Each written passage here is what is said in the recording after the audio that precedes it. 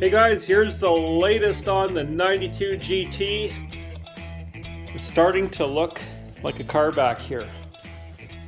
Got the back end bolted up,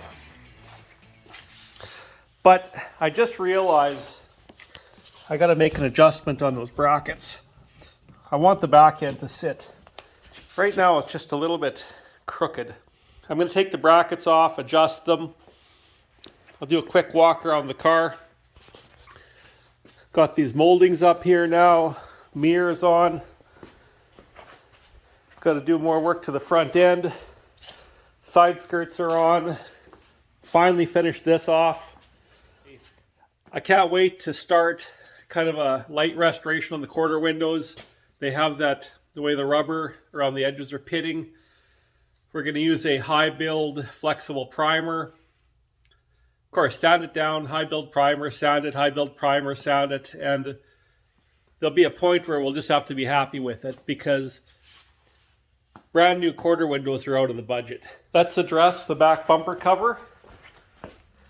First thing is we'll get this lined up a little better. I looked underneath, it does need some adjustment. I think this weekend should be an opportunity clean up the shop as well. Okay. Oh my God. Milli Vanilli. Okay guys, don't judge me. Choose 80s. Actually a few good songs on there. I had this sitting here for a while.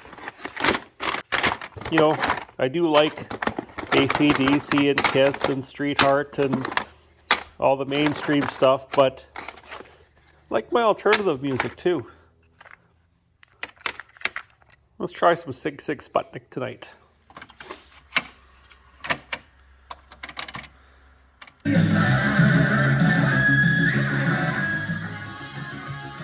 It was the 90s. It was the 80s. I have no control over the music. I think we'll attack this one side at a time. So, this bracket here is pretty much up against the bumper cover. Yeah, we did have a crack back here on each side, so that had to get fixed. So if this cover is actually sitting not bad, but the holes don't line up. We got about an inch difference. So I'm going to take the bracket off, I'm going to flip it around and see if it lines up a little better. Yes, got her. Okay, let's see if we can flip this sucker around. See if it makes any kind of a difference.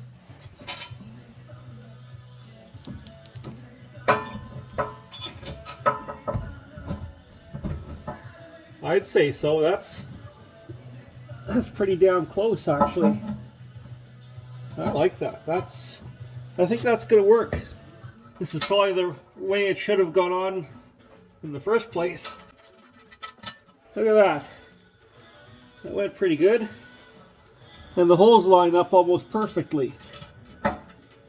See, I didn't pay attention when I put this on. I'll flip the other side around too. Okay, let's see how it turned out. I spent about half an hour on here.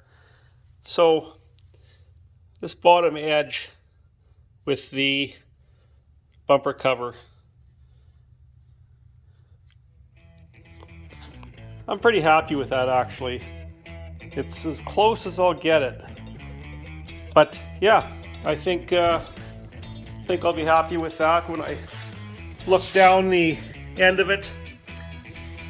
I'd like to see how many other cars with 30-year-old urethane look like. Let's face it, some of these cars were dealing with shrinkage. It's like down here, that little gap should be a little closer. But like I said, we have decent gaps in our fenders. It's got to be the side skirt shrinking. This side's even worse. Actually,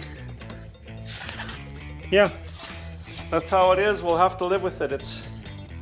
It's not a brand new car, but Yeah, I'm finding that there is urethane issues. These are OEM pieces. In fact, this the side skirts, they were original paint on this car, both sides. This side, I remember sanding it.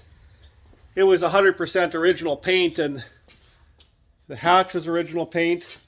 There was other parts of the car that were painted, but I'm going to be pretty happy with it because the car just, it's not a rusty car.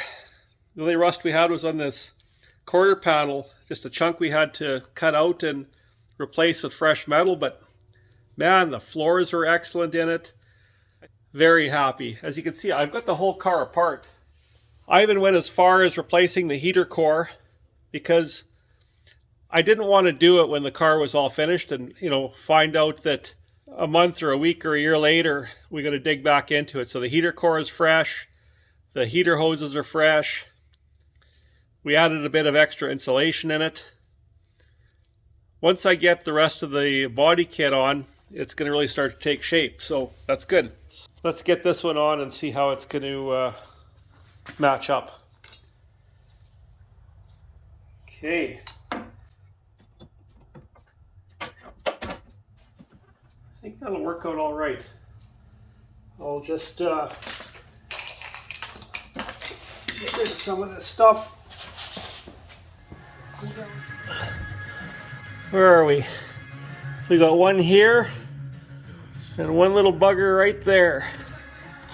Anyways, we'll see what this does. We'll suck this together and then put the bolts that fasten the side skirt on. And we're just gonna finish fastening the 1, 2, and 3 fasteners in there. Putting a little bit of silicone on them because they got to be sealed off. We don't want to get moisture bleeding into the car. And then make sure that the ground effect is moved back up against the bumper cover so you can avoid having a big gap. That's pretty good. There's a little bit of a gap, but my ground effect is even with the edge of the quarter panel, so that's not bad at all. Quite happy with the results. Of course, there'll be some screws going in here. You know what? I might have to pull it back a little bit. I don't want this to crack right here just because of my little gap that I didn't want to have. I could trim this a little bit. If I trim this little corner out and it fits all of a sudden really well with this, these gaps look way worse than they are. When you're standing back, it's still kind of normal, I guess. You know, if this is a black car, you wouldn't even notice it. If it was just a darker color in general. Like I said, I really think that these panels have shrank. Significant shrinkage. The side skirts, they were original paint. They were never painted. They are 100% Ford OEM, and I think we're dealing with shrinkage. Seriously, it all depends. You know, I'm sure there's cars that the way they're stored, if they were in cold storage, or if they were in the heat, or who knows what. Really not happy with the extra gap, but like I said, once you get the car outside and once, you know, as long as you tell people not to get too close to it, like keep 20 feet back, it'll look great. So, bit of a gap, not quite happy with it, but this is going to sit in much nicer. Even after I put a screw in here, it'll conform a little bit. I keep remembering some of this stuff. So it's 1991. And my first race, the first time I raced a car, I had my 83 Mustang GT. It was 100% stock. I didn't even have a K&N air filter in it or anything. Like, let's face it, it's 1991. What could you do to your car? What could you do to your 83 GT?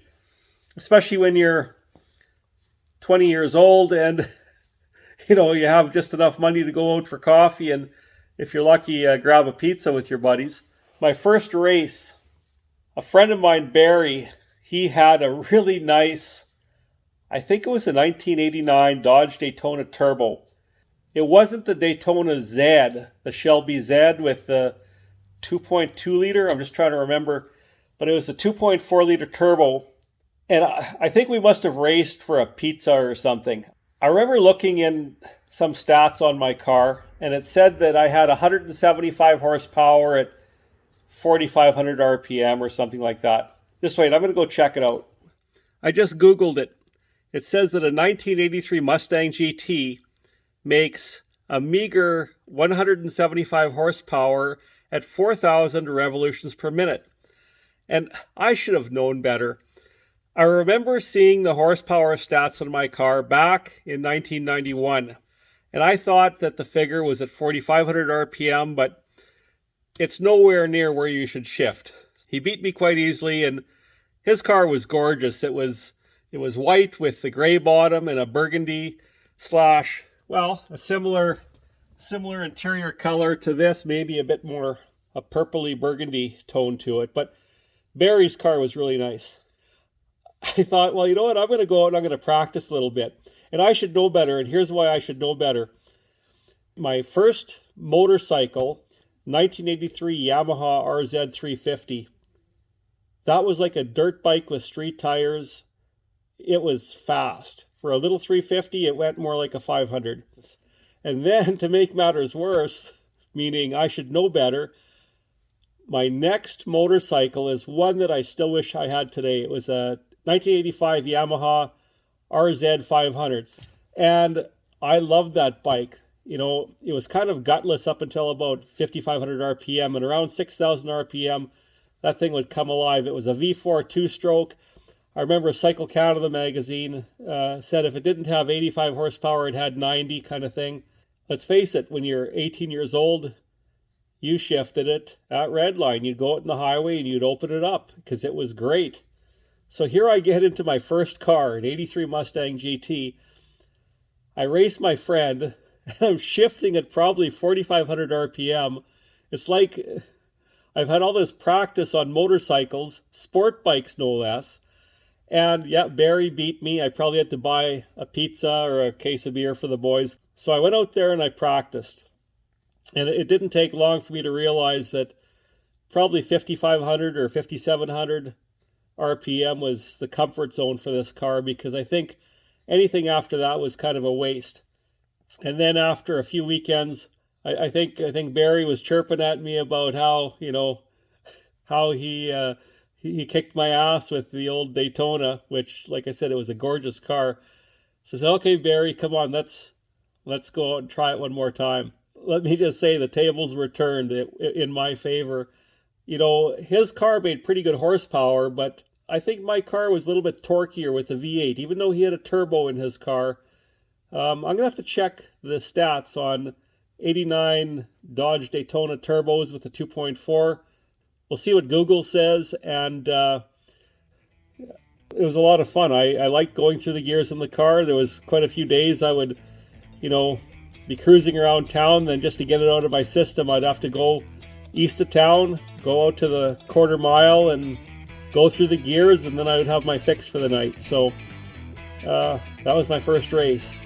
And Barry, it was a lot of fun that he was cool enough to go out and let me have another kick at it. And so we didn't have a rematch after that. It was a good enough of a race that I got to figure out what my car could do anyways. And after that, I started doing more and more to the car. Like I said in a previous video, I transplanted a 88 fuel injected 5-liter into the car, and that's where it all started. But that was my first race.